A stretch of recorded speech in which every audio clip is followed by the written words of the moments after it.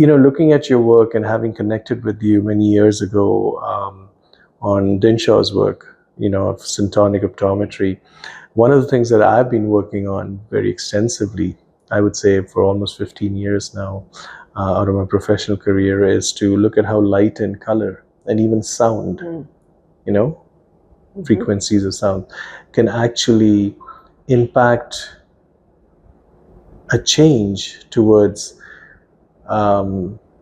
engaging with the built environment, not in the way that we have the doctrine has been what kind of materials, what kind of finishes, how expensive is it, what do you want to show, but nobody's really said that. Listen, does it really humanize the space?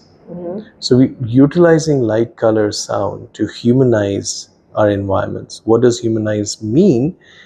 It's quite simple, right? I mean, so far we've been talking about conceit and architectural ego and shopping and possessions and clients wanting to showcase, an ostentatious kind of display of material selections or whatever they, money could buy. But nobody really said that people living there, or experiencing the space, whether they want that, because the agenda is then written by the people who had the money, who were writing the checks.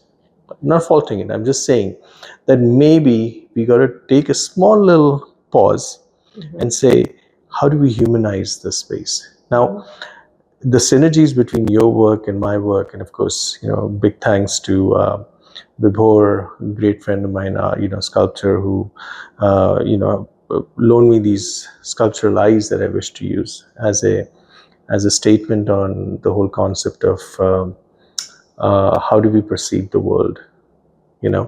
What are the filters that are introduced in our life, as we perceive the world? We have the right brain and the left brain, and Dinshaw's work, as both of us know. And those of you who are watching, look it up, syntonic optometry.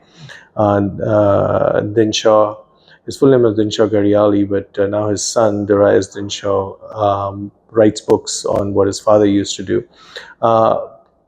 So that work, mainstreaming into architecture built environment so that you can humanize spaces, humanize it, make the spaces more for human beings, so that they can thrive and be the best versions of themselves in that space, as against the display, coming from a scarcity conversation, displaying. Now that we don't have scarcity, what's our way out of dealing with abundance? Well, how much money can I throw at this?